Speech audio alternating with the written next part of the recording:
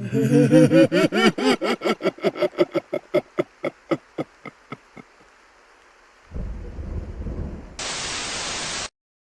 happens when the person bringing you comfort food in the middle of the night encounters something that makes them never want to deliver again?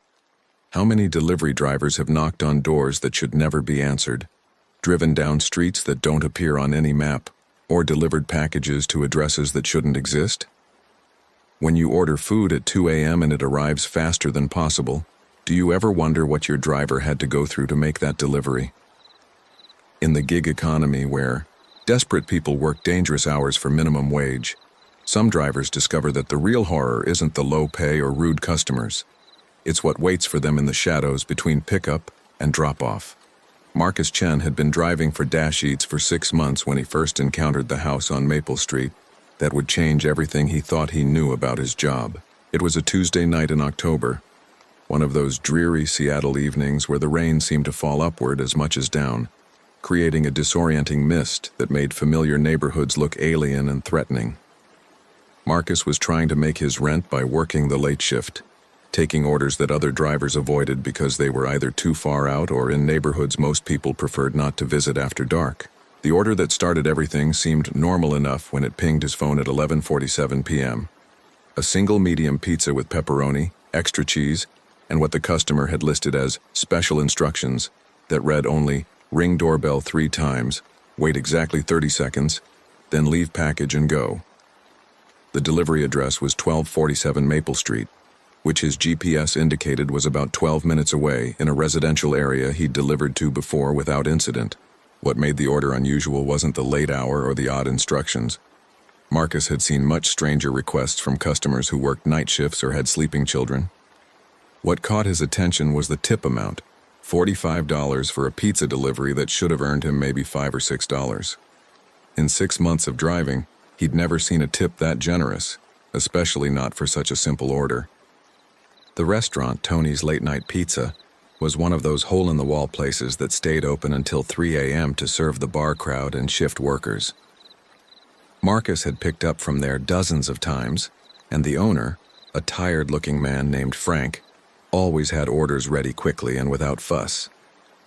But when Marcus arrived to collect the pizza for 1247 Maple Street, Frank's demeanor was noticeably different. "You sure you want to take this one?" Frank asked, not meeting Marcus's eyes as he handed over the insulated delivery bag. "I mean, the tip's good, but maybe too good, you know? Sometimes when something seems too good to be true." Marcus had heard Frank express concerns about late-night deliveries before, usually when orders were going to particularly rough neighborhoods or to customers who had caused problems in the past. But there was something in Frank's voice that suggested this was different, a nervousness that seemed disproportionate to a simple pizza delivery. "What's wrong with 1247 Maple?" Marcus asked, checking the address on his phone again. "I've been on that street before. Seemed like a normal residential area." Frank was quiet for a long moment, wiping his hands on his apron in a repetitive motion that suggested anxiety. "I've been running this place for 15 years, he finally said. "I've seen a lot of weird stuff with late-night orders. People who don't answer their doors, addresses that don't exist, customers who order food and then disappear before it arrives. But 1247 Maple Street, that address has been ordering from us for about 3 years now. Always the same thing, always with instructions like that. Always with tips that are way too big." Marcus felt a chill that had nothing to do with the October weather. "What happens to the drivers who deliver there?" "Most of them quit," Frank said quietly. "Not immediately, but within a week or 2 of making that delivery.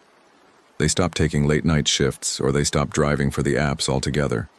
The ones who do talk about it say there's something wrong with the house, something that makes them never want to go back." The rational part of Marcus's mind insisted that Frank was just being paranoid, that there was probably a perfectly normal explanation for whatever had spooked the other drivers. Maybe the house was just old and creepy looking, or maybe the customer was eccentric in ways that made drivers uncomfortable, but the tip amount continued to bother him. $45 was rent money, the kind of windfall that could make the difference between making his monthly expenses and having to borrow money again. "I need the money," Marcus said, taking the delivery bag. "Whatever's weird about this address, I can handle it for $45. Frank nodded but didn't look relieved. "Just follow the instructions exactly," he said. "Ring the doorbell 3 times, wait 30 seconds, then leave the pizza and go. Don't try to see who answers the door, don't try to make conversation, and don't go back even if you realize you forgot something." The drive to Maple Street took exactly 12 minutes, just as his GPS had predicted, but the route felt longer than it should have. The usual traffic lights and landmarks seemed to take forever to reach, and Marcus found himself checking his phone repeatedly to make sure he was still following the correct directions.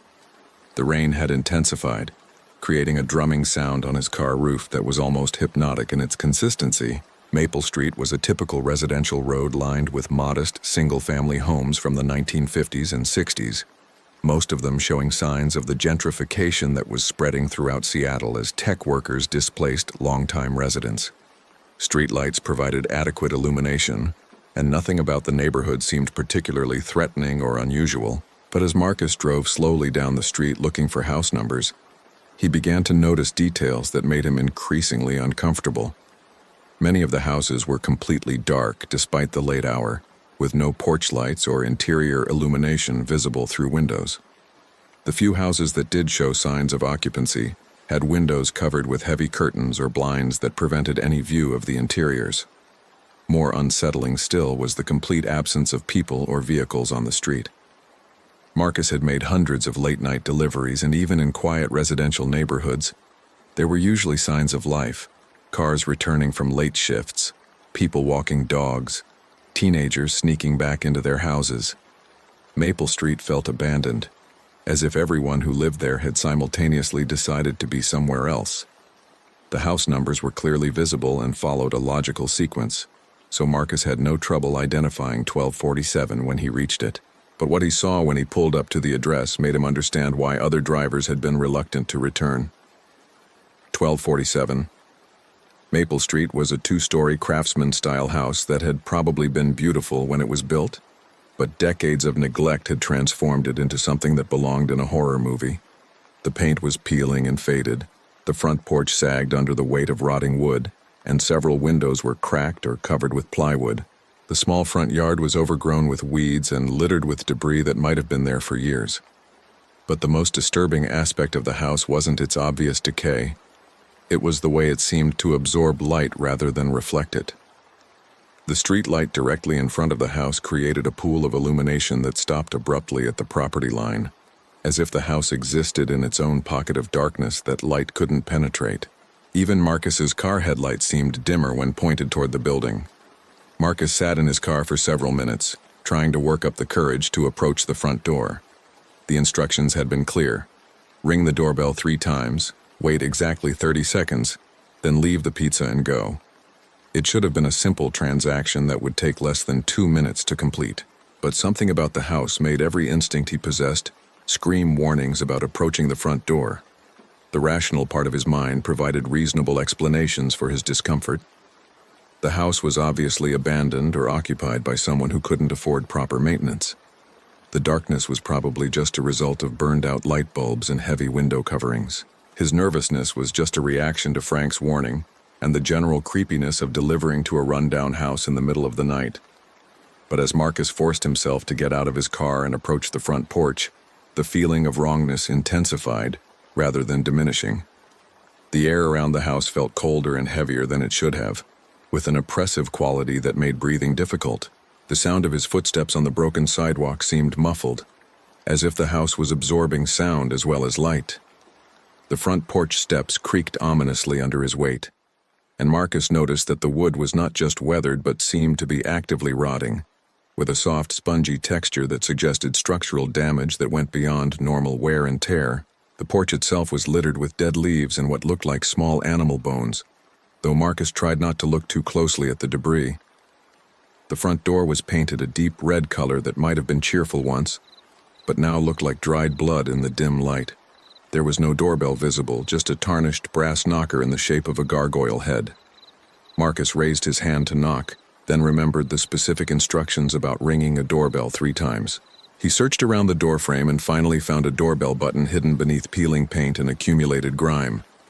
The button was old-fashioned, the kind that glowed with a faint internal light when pressed. Marcus pressed it once and heard a distant chiming sound from somewhere deep inside the house. The sound was wrong in ways that Marcus couldn't immediately identify. It was too deep, too resonant, like the tolling of a funeral bell rather than the cheerful ding-dong of a normal doorbell. The chime seemed to echo for much longer than it should have, reverberating through the house in patterns that suggested rooms and corridors that couldn't possibly fit within the building's apparent dimensions. Marcus pressed the doorbell a second time, and the chiming sound was joined by other noises from inside the house. Footsteps that seemed to come from multiple directions simultaneously, doors opening and closing in distant rooms, and what might have been voices speaking in languages he didn't recognize. When he pressed the doorbell for the third time as instructed, the house fell completely silent. The sudden absence of sound was more unsettling than the strange noises had been, creating a vacuum of silence that seemed to press against Marcus's eardrums with physical force. He began counting to 30, as the delivery instructions had specified, but the seconds seemed to stretch endlessly in the oppressive quiet. At 10 seconds, he heard a single footstep on what sounded like a wooden floor just inside the front door. At 20 seconds, he heard the distinctive sound of multiple deadbolts being unlocked in sequence. At exactly 30 seconds, Marcus set the pizza delivery bag on the porch mat and turned to leave, following the instructions precisely. But as he reached the bottom of the porch steps, he heard the front door open behind him. The sound was wrong in the same way the doorbell had been wrong. Too deep, too resonant, like a tomb being unsealed rather than a house door being opened. Marcus fought the urge to turn around and look at who or what had opened the door, remembering Frank's warning about not trying to see who answered. But he couldn't resist listening as he walked back toward his car, and what he heard made his blood run cold. Footsteps crossed the porch behind him, but they didn't sound like normal human footsteps. They were too heavy, too deliberate, and they seemed to have an odd rhythm that suggested the walker had more or fewer legs than a normal person should have.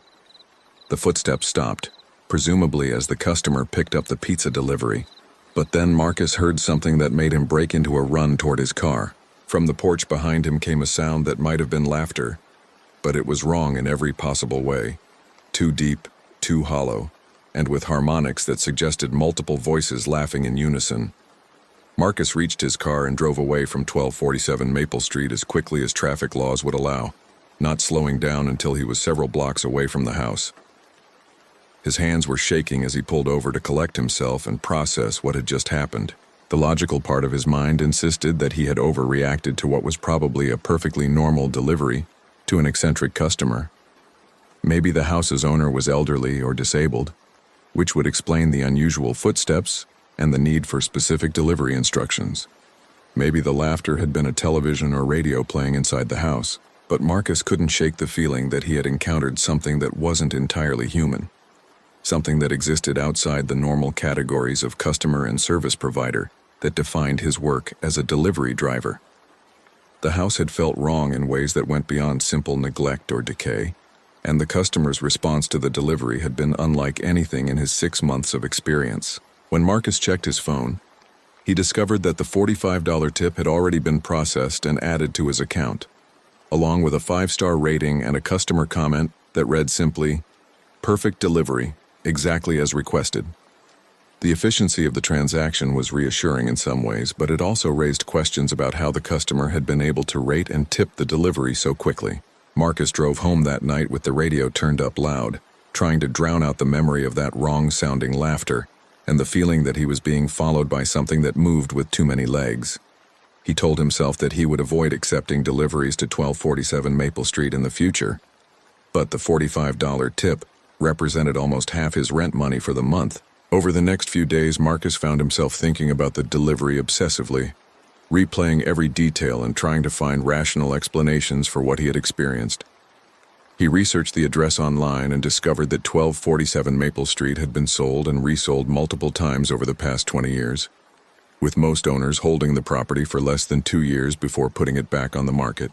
The real estate listings for the house showed photos that must have been taken years earlier, before the current state of decay had set in. In the older photos, 1247 Maple Street looked like an attractive family home, with well-maintained landscaping and fresh paint. But even in those idealized real estate photos, there was something unsettling about the house's proportions and the way shadows fell across its windows. Marcus also discovered that the house had been the site of several unexplained incidents over the years. Police reports, which he accessed through public records databases, mentioned noise complaints from neighbors, reports of strange smells emanating from the property, and at least 3 instances where delivery drivers had called 911 to report suspicious activity at the address. But the police reports were frustratingly vague about the nature of the suspicious activity, and in each case, officers who responded to the calls found no evidence of criminal behavior or safety hazards. The reports suggested that the complaints were dismissed as misunderstandings or overreactions by nervous delivery drivers working late-night shifts. The pattern of delivery drivers reporting problems at 1247 Maple Street went back several years and involved multiple food delivery services and package delivery companies. But like the police reports, the complaints were usually vague and difficult to verify, describing feelings of unease or wrongness rather than specific threatening behaviors. Marcus began reaching out to other drivers through online forums and social media groups, hoping to find someone who had delivered to 1247 Maple Street and was willing to discuss their experience. The responses he received were limited but consistent. Drivers who had made deliveries to that address reported feeling deeply unsettled by the experience, and most had found ways to avoid returning. One driver, who identified himself only as Jake Seattle, sent Marcus a private message that provided more specific details. "I delivered there about a year ago, Chinese food instead of pizza. Same weird instructions about ringing the doorbell 3 times and waiting. Same huge tip that seemed too good to be true. But when I was walking back to my car, I heard the front door open and close about 6 times, like multiple people were taking turns going outside to look at the delivery. When I finally looked back from my car, there was nobody on the porch, but I could see shapes moving behind the curtains in the front windows. Too many shapes, like there were way more people in that house than should have been able to fit." Another driver, Mike Eats 247, shared a similar account with additional disturbing details. "The house felt wrong the moment I pulled up. Not just run down, but wrong, like it was built according to blueprints that didn't follow normal rules about how houses should work. When I rang the doorbell, I heard it chiming in rooms that should have been outside the house, like the sound was traveling through spaces that couldn't exist. The tip was great, but I quit doing deliveries in that neighborhood entirely after that night." The consistency of these accounts convinced Marcus that his experience at 1247 Maple Street wasn't unique or the result of an overactive imagination. Other drivers had encountered the same wrongness, the same sense that the house and its occupants existed outside normal categories of human behavior and architecture. But the accounts also raised more questions than they answered. If multiple drivers had reported problems with the address, why hadn't the delivery companies investigated or blacklisted the location? Why did the police reports dismiss the drivers' concerns as unfounded when there was clearly a pattern of similar experiences? Marcus began to suspect that the generous tips were part of a deliberate strategy to ensure that drivers would continue accepting deliveries to 1247 Maple Street despite the unsettling experiences. $45 was enough money to override most people's instinct to avoid the address, especially for drivers who were struggling financially and couldn't afford to turn down lucrative orders. The realization that he might have been deliberately targeted with an irresistible tip amount made Marcus reconsider everything about the delivery. The customer's instructions had been unusually specific, suggesting advanced planning rather than casual ordering preferences. The timing of the order, arriving late on a Tuesday night when fewer drivers would be working, suggested knowledge of delivery service operations that went beyond normal customer experience. But if the residents of 1247 Maple Street were deliberately luring delivery drivers to their house, what was their purpose? The drivers who shared their experiences online hadn't reported being harmed or threatened, just deeply unsettled by encounters with something that didn't seem entirely human. Marcus's research into the house's history revealed additional disturbing patterns. The previous owners had all reported problems with the property that went beyond normal maintenance issues. Plumbing that delivered water that tasted wrong, electrical systems that consumed far more power than they should have, and structural problems that defied conventional repair methods. One former owner who had lived in the house for 18 months in 2018-2019 had posted detailed complaints on neighborhood social media groups about architectural impossibilities that made the house's interior layout seem to change between visits. Rooms that were larger or smaller than they should have been, hallways that led to dead ends that shouldn't exist, and basement areas that seemed to extend beyond the house's foundation. The complaints had been dismissed by other neighbors as exaggeration or attention-seeking behavior, but they were consistent with the delivery driver's reports about doorbell sounds that seemed to come from impossible locations within the house. Something about 1247 Maple Street's internal structure didn't conform to normal architectural principles. Marcus also discovered that the house had been built on a lot that had unusual zoning classifications and building permit histories. The original construction in 1957 had required multiple permit amendments and inspections that were documented as inconclusive or requiring further review. Subsequent renovation permits had been approved and then revoked for reasons that weren't clearly explained in the public records. The pattern suggested that building inspectors and city officials had encountered the same architectural impossibilities that had frustrated previous owners and disturbed delivery drivers. But rather than investigating these anomalies, the bureaucratic response seemed to be to approve permits quickly and avoid prolonged contact with the property. 3 weeks after his first delivery to 1247 Maple Street, Marcus received another order from the same address. Same pizza order, same unusual instructions, same $45 tip that appeared in his account before he had even accepted the delivery. This time, however, there was an additional note in the special instructions. Driver from 3 weeks ago preferred. Request Marcus if available.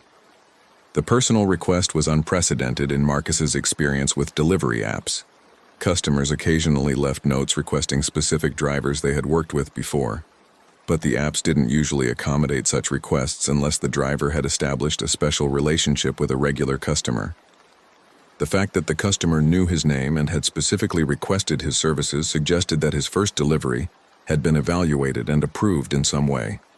He had followed the instructions correctly and demonstrated that he could be trusted to deliver without asking questions or creating problems. But the personal request also implied that the residents of 1247 Maple Street were planning something that required a specific driver rather than just any available delivery person. Marcus had been selected for reasons he didn't understand, and the selection process suggested planning and forethought that went beyond normal customer preferences. The $45 tip was once again too good to refuse, especially since Marcus was behind on his rent and his car needed repairs that he couldn't afford.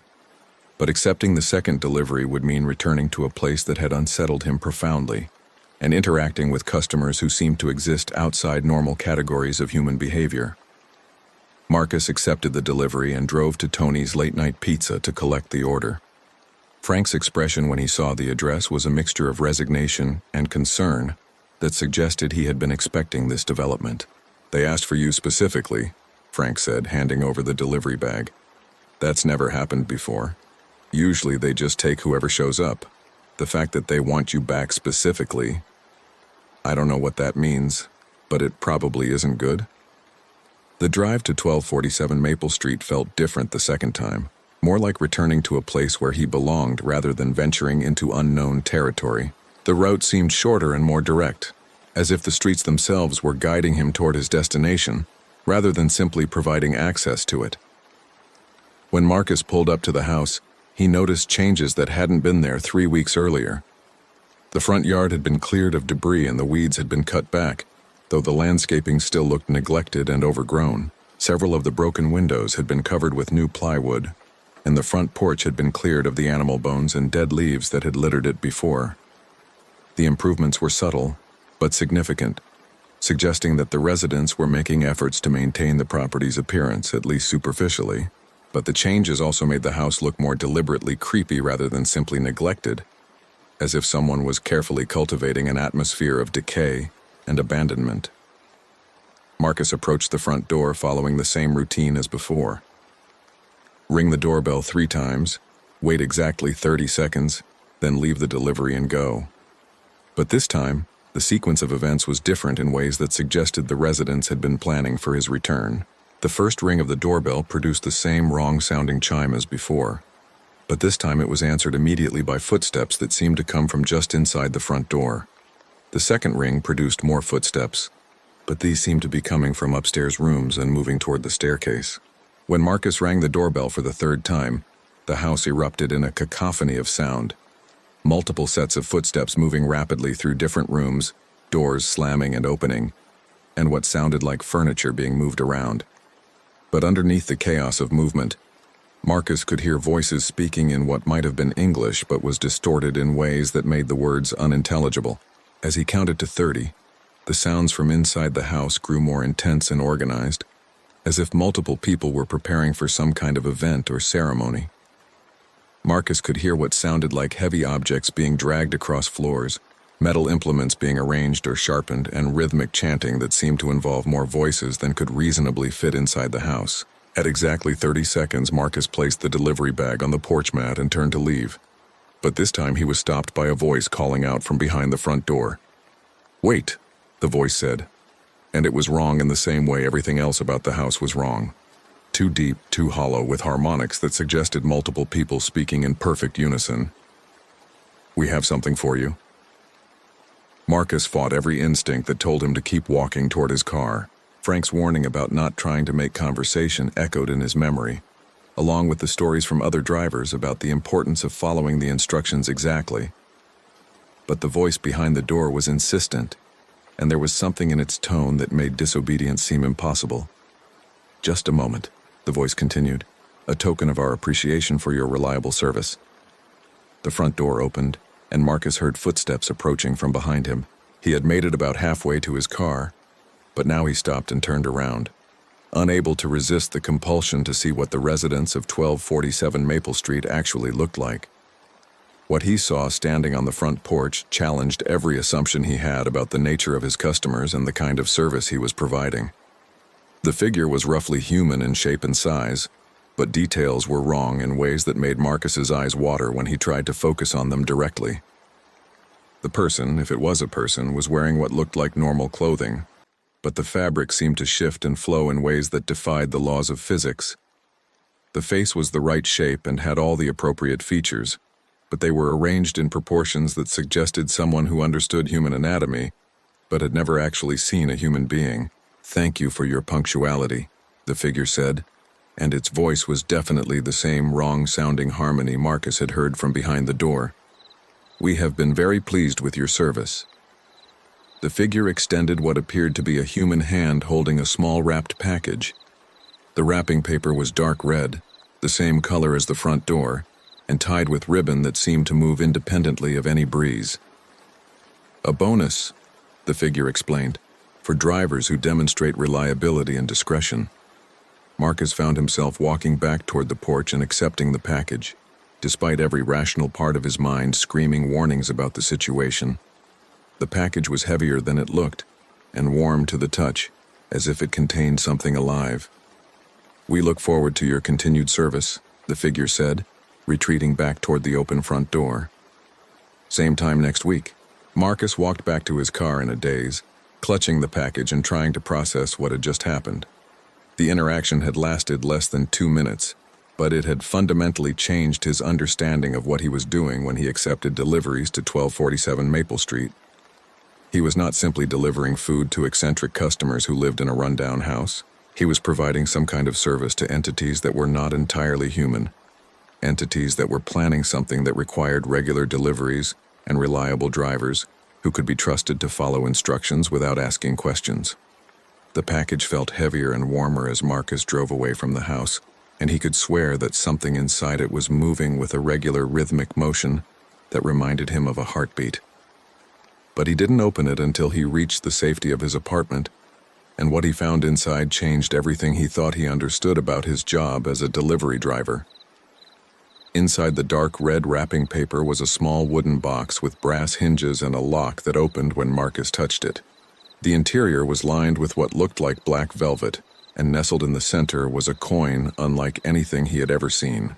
The coin was made of a metal that seemed to shift between silver and gold depending on the angle of view, and both sides were engraved with symbols that hurt to look at directly. But more disturbing than the coin's appearance was its effect on Marcus's perception of his surroundings.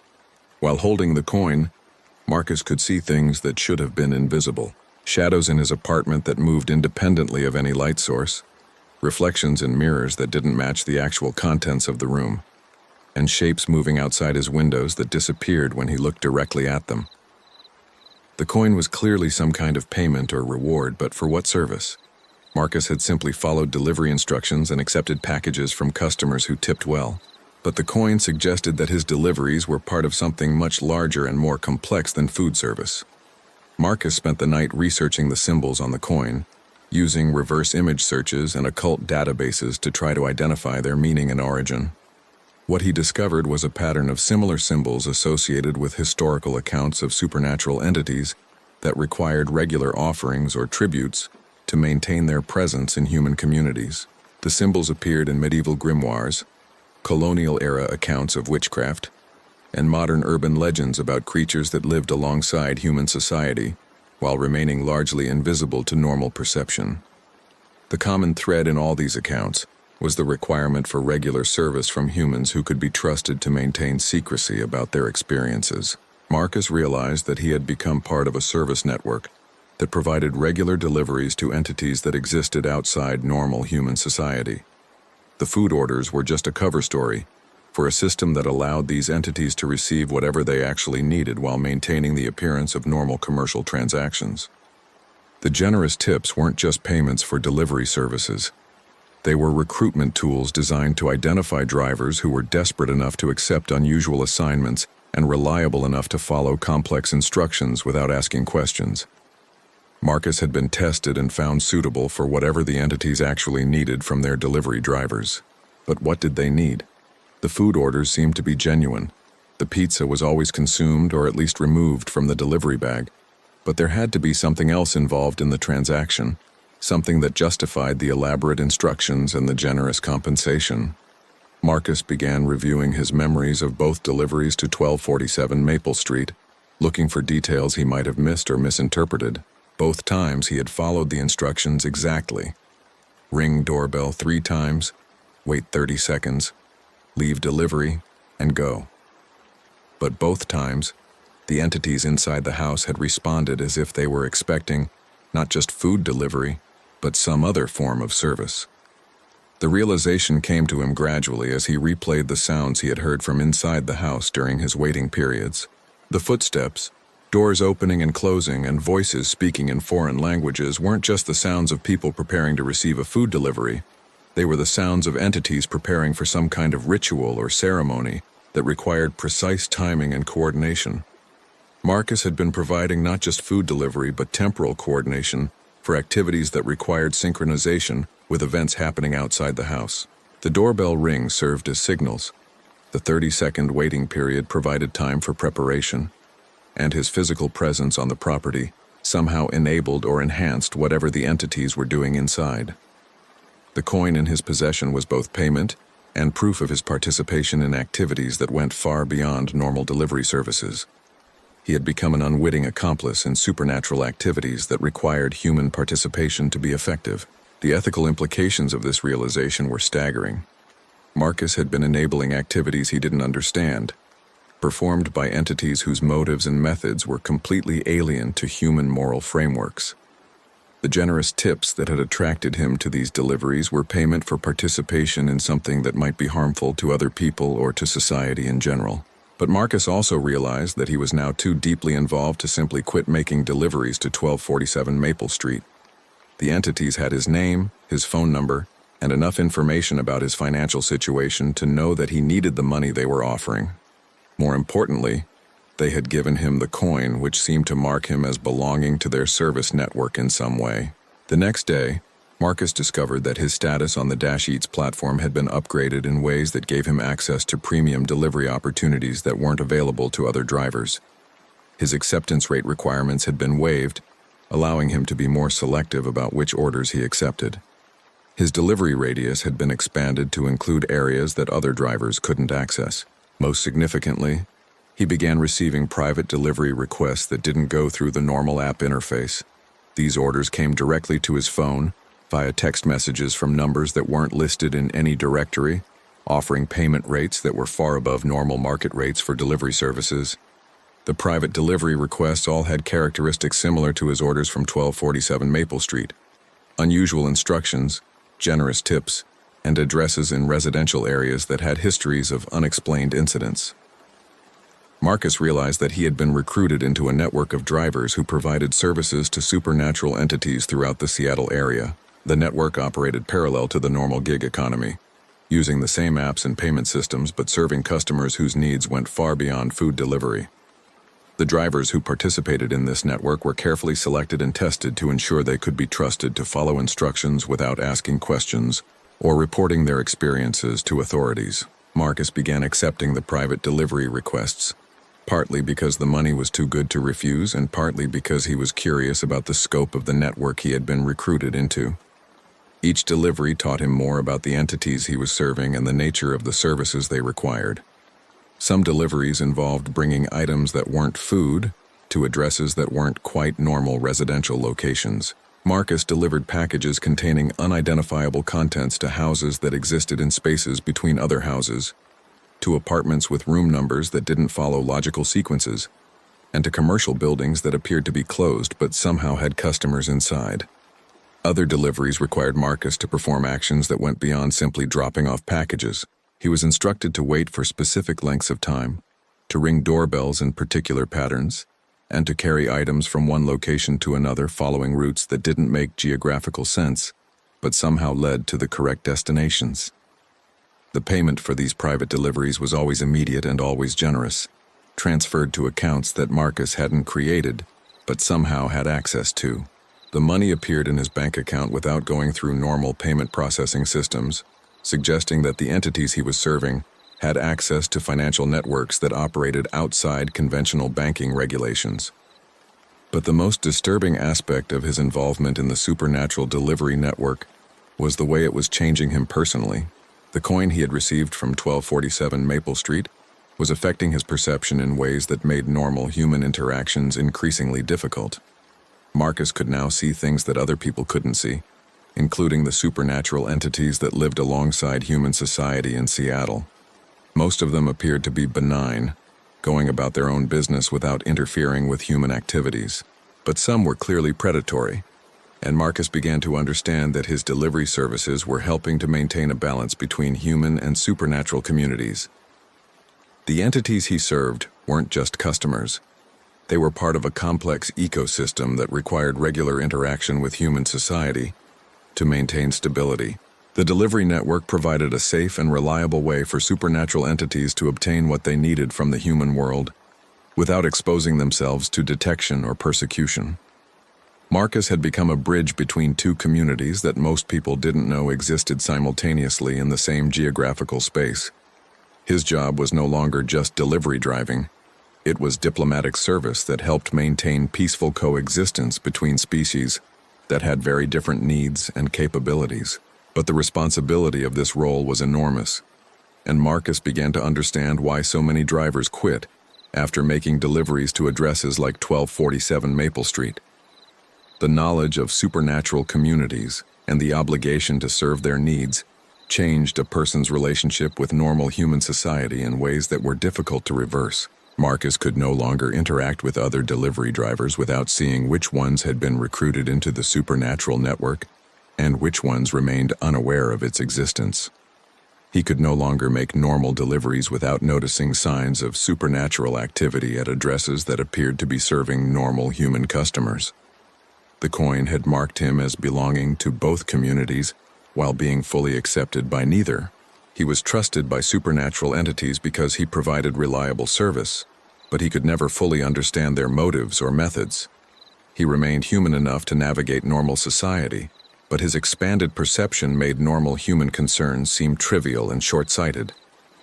6 months after his first delivery to 1247 Maple Street, Marcus had become one of the most experienced drivers in the supernatural delivery network, serving entities throughout the Pacific Northwest and earning more money than he had ever imagined possible from gig economy work. But the cost of his success was becoming increasingly apparent as his connection to normal human society continued to deteriorate. The other delivery drivers he had worked with before his recruitment into the supernatural network had all noticed changes in his behavior and appearance. Marcus moved differently now, with a fluid precision that suggested awareness of spaces and obstacles that weren't visible to normal perception. His eyes had developed a reflective quality that made prolonged eye contact uncomfortable for other people. Most significantly, Marcus had begun to age differently, not faster or slower, but along different parameters that made it difficult to estimate his chronological age by looking at him. Sometimes he appeared younger than his 28 years, with skin that seemed to glow with health and energy. Other times he looked decades older, with lines and shadows that suggested experiences far beyond normal human understanding. The physical changes were accompanied by psychological transformations that made normal human relationships increasingly difficult to maintain.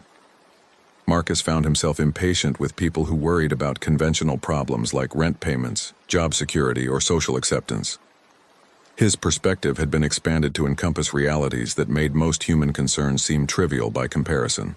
But the most troubling aspect of his transformation was the growing realization that his involvement in the supernatural delivery network was not entirely voluntary. The coin he had received from 1247 Maple Street was not just payment or proof of employment. It was a control device that ensured his continued participation in activities he couldn't fully understand or evaluate. Marcus discovered this when he attempted to take a vacation from delivery driving, hoping to spend a week visiting family in Portland and reconnecting with normal human activities. But the moment he crossed the Seattle city limits, he experienced physical symptoms that made travel impossible: severe nausea, disorientation, and a compulsive need to return to his delivery routes. The coin had somehow bonded him to the geographical area where the supernatural entities he served were located. He could not leave Seattle for extended periods without experiencing withdrawal symptoms that resembled drug addiction. The entities had ensured his continued availability by making departure physically impossible. The realization that he was essentially enslaved to the supernatural delivery network prompted Marcus to research ways of breaking the connection symbolized by the coin. But his investigations revealed that other drivers who had attempted to quit the network had simply disappeared. Their apartments found empty, and their vehicles abandoned in locations that showed no signs of struggle or forced departure. The supernatural entities that employed delivery drivers were apparently willing to allow their human employees to leave the network, but only through permanent departure from human society entirely. The drivers who disappeared weren't killed. They were recruited into supernatural communities where their human connections became irrelevant. Marcus began to understand that the delivery network was not just a service economy, but a recruitment system that identified humans who could be useful to supernatural communities in roles that went beyond simple package transport. The most reliable and discreet drivers were eventually offered opportunities to abandon human society entirely and join the entities they had been serving. The offer was always presented as a promotion rather than an ultimatum, but the alternative was usually death or madness for humans who had become too deeply involved in supernatural activities to return to normal life. Marcus was approaching the point where such an offer would be made, and he wasn't sure whether he would be able to refuse it. The supernatural entities had gradually introduced him to aspects of their society that made human civilization seem crude and limited by comparison. They had access to technologies that transcended normal physical limitations, social structures that eliminated most forms of conflict and suffering, and forms of consciousness that offered experiences impossible for purely human minds.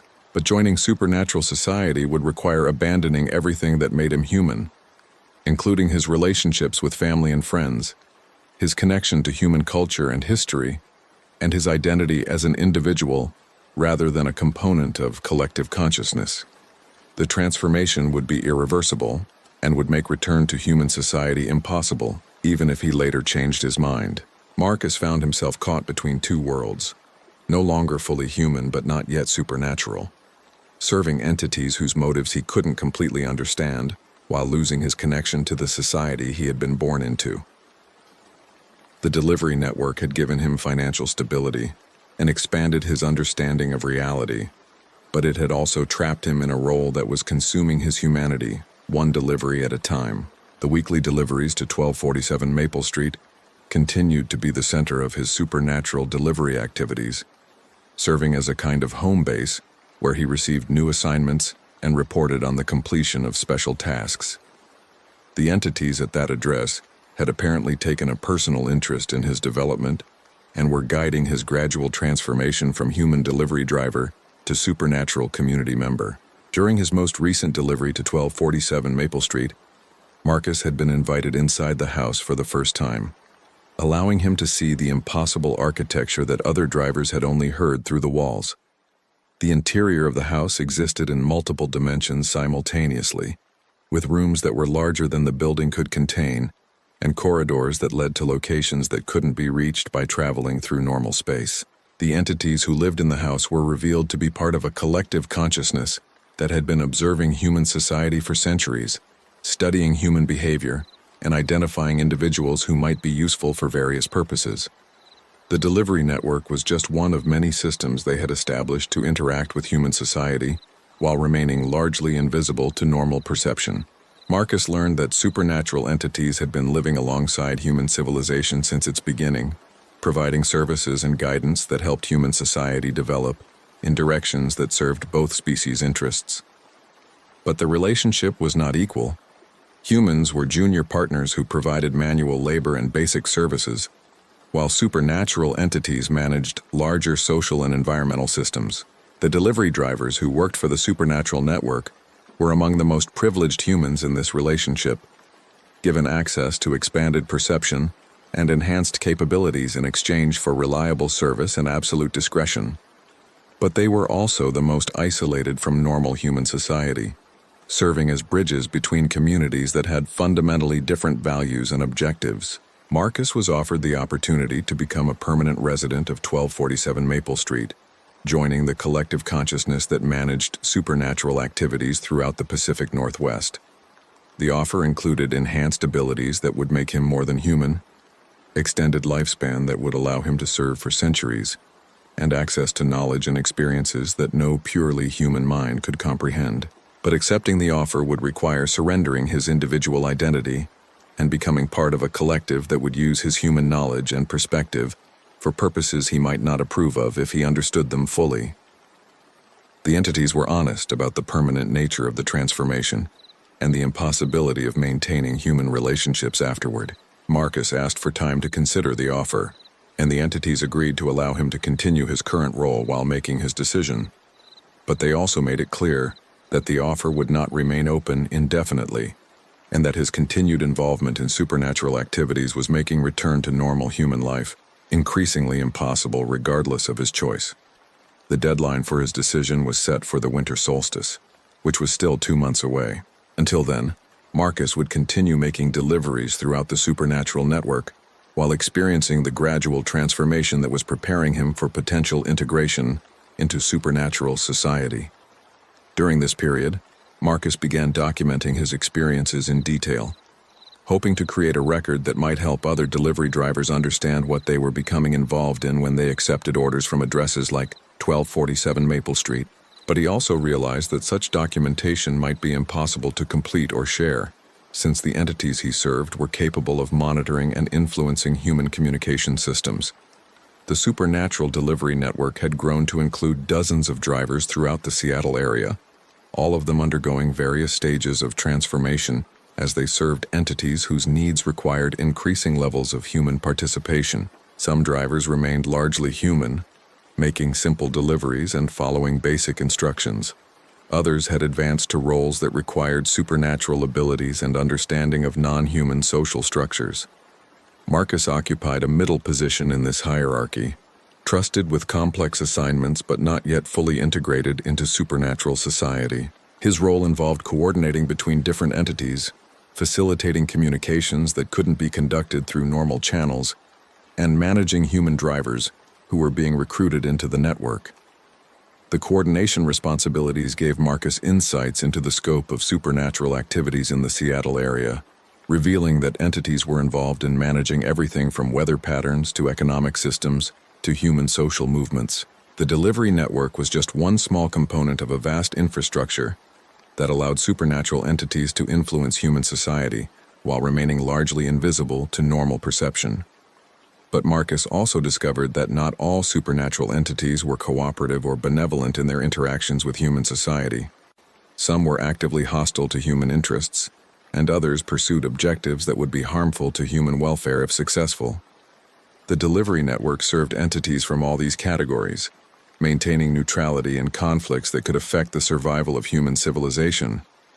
The ethical implications of serving hostile entities troubled Marcus deeply, but the collective consciousness at 1247 Maple Street explained that maintaining balance between different supernatural factions was more important than protecting specific human interests. The delivery network helped prevent conflicts that could devastate both human and supernatural communities by ensuring that all entities had access to the resources they needed. Marcus began to understand that his role in the supernatural delivery network was not just about package transport or even diplomatic service. He was part of a system that maintained the delicate balance between communities with vastly different capabilities and objectives, preventing conflicts that could destroy both human civilization and supernatural society.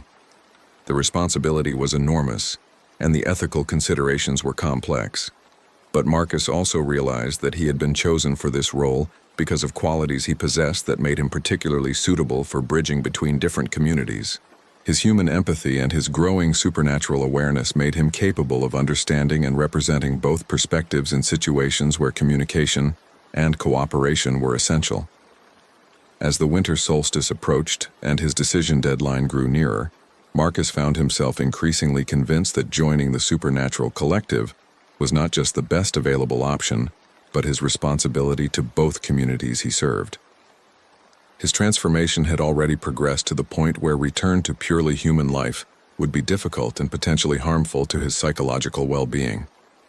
But he also understood that accepting the offer would mean abandoning any hope of warning other delivery drivers about what they were becoming involved in when they accepted orders from supernatural entities. His documentation of the network would become irrelevant once he joined the collective consciousness that managed it. Marcus made his final decision during a delivery to 1247 Maple Street on December 20th, one day before the winter solstice deadline. He accepted the offer to join the supernatural collective, surrendering his individual human identity in exchange for becoming part of a consciousness that spanned multiple dimensions and influenced events throughout human and supernatural society. The transformation was immediate and irreversible, expanding Marcus's awareness to encompass realities that his human mind could never have comprehended, while integrating his consciousness with entities that had been managing the relationship between species for centuries. His human memories and perspective were preserved within the collective, contributing to its understanding of human psychology and social dynamics.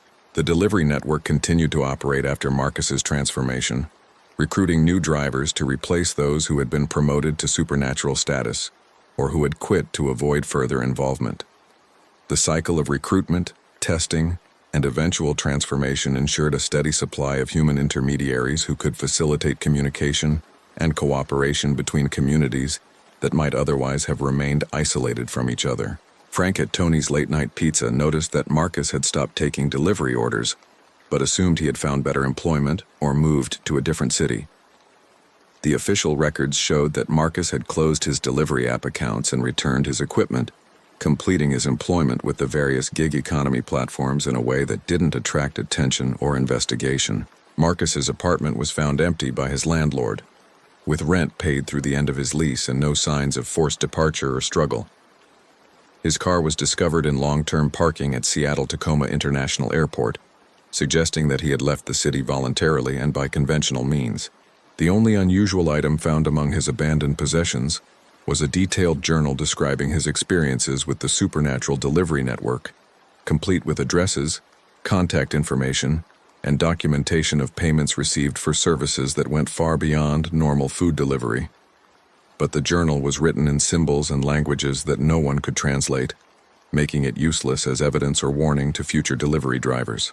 The supernatural entities continued to order food from restaurants throughout Seattle, tipping generously and providing detailed instructions that ensured reliable service from drivers who followed directions without asking questions. The system worked efficiently and attracted minimal attention from authorities who remained focused on conventional crimes and safety issues. New drivers continued to be recruited into the network through the same methods that had attracted Marcus: generous tips, unusual instructions, and gradually increasing involvement in activities that expanded their awareness of supernatural communities. Some adapted successfully and advanced to positions of greater responsibility, Others quit before becoming too deeply involved, usually attributing their decisions to general discomfort with late-night delivery work rather than specific supernatural encounters. The delivery network had become a permanent feature of the Seattle gig economy, providing a reliable interface between human and supernatural communities while remaining largely invisible to normal perception. The drivers who participated in the network were compensated well for their services, but they also paid a price in terms of their connection to purely human society and their freedom to choose conventional career paths. Marcus's story became part of the oral tradition that was passed informally between delivery drivers. A cautionary tale about the importance of understanding what you're getting involved in when you accept orders that seem too good to be true. But the story was usually dismissed as urban legend or exaggeration, allowing the recruitment process to continue attracting new drivers who were desperate enough or curious enough to ignore the warnings. The supernatural entities who managed the delivery network were satisfied with the system they had created, which provided them with reliable human services while offering selected individuals opportunities for advancement that transcended normal human limitations. The network represented a successful model for cooperation between species with different capabilities and needs, maintained through mutual benefit rather than coercion or exploitation.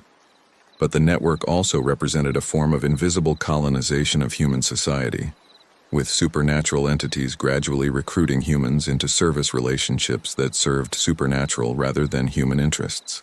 The drivers who joined the network willingly and benefited from their participation, but they also became agents of a system that was slowly transforming human society in ways that most humans weren't aware of. The transformation was gradual and generally benevolent, but it was also irreversible and ultimately served objectives that were determined by entities whose motives and methods remained largely incomprehensible to human understanding. The delivery network was just one component of a larger system that was reshaping the relationship between human and supernatural communities throughout modern society. Marcus's individual story had ended with his transformation into something more than human, but his role in the delivery network continued as part of the collective consciousness that managed supernatural activities throughout the Pacific Northwest. His human perspective and memories contributed to the entity's understanding of human psychology and social dynamics, helping them develop more effective methods for recruiting and managing human intermediaries. The cycle continued, with new drivers being recruited to replace those who had been promoted or who had chosen to leave the network. Each new driver brought their own perspective and capabilities to the system, contributing to its evolution and expansion into new areas of human society. The delivery network had become a permanent feature of the modern gig economy, hidden in plain sight among the thousands of legitimate delivery drivers who served conventional customers throughout major cities. The supernatural entities who managed the network had successfully adapted ancient systems of human service to contemporary economic structures, ensuring their continued access to human resources while maintaining the secrecy that protected both communities from conflicts that could be catastrophic for both species. The story of delivery drivers who encountered more than they bargained for when they accepted orders from unusual addresses had become part of urban folklore, told and retold among gig workers who recognized the truth hidden within tales that seemed too strange to be believed. But the stories served their purpose, providing warnings to those who were wise enough to listen while allowing the recruitment process to continue among those who were desperate enough or curious enough to ignore the warnings. For every driver who heeded the warnings and avoided addresses like 1247 Maple Street, there was another who was willing to accept unusual orders in exchange for generous tips and the promise of easy money. The supernatural entities who managed the delivery network understood human psychology well enough to ensure a steady supply of recruits who would serve their purposes while maintaining the balance between human and supernatural communities that had existed for centuries. The gig economy had provided supernatural entities with new opportunities to recruit human servants and influence human society, but it had also provided humans with opportunities to transcend normal limitations and join communities that offered experiences and capabilities impossible in purely human society. The relationship was complex and not entirely balanced, but it was maintained through mutual benefit rather than simple exploitation. Marcus's transformation from desperate delivery driver to component of supernatural collective consciousness represented the ultimate success story of the network, demonstrating that humans who served faithfully and adapted successfully could achieve forms of existence that transcended normal human limitations. But it also represented the complete absorption of human individuality into alien collective structures that served objectives that remained largely incomprehensible to human understanding. The delivery network continued to operate, expand, and evolve, recruiting new drivers and facilitating cooperation between communities that might otherwise have remained isolated from each other.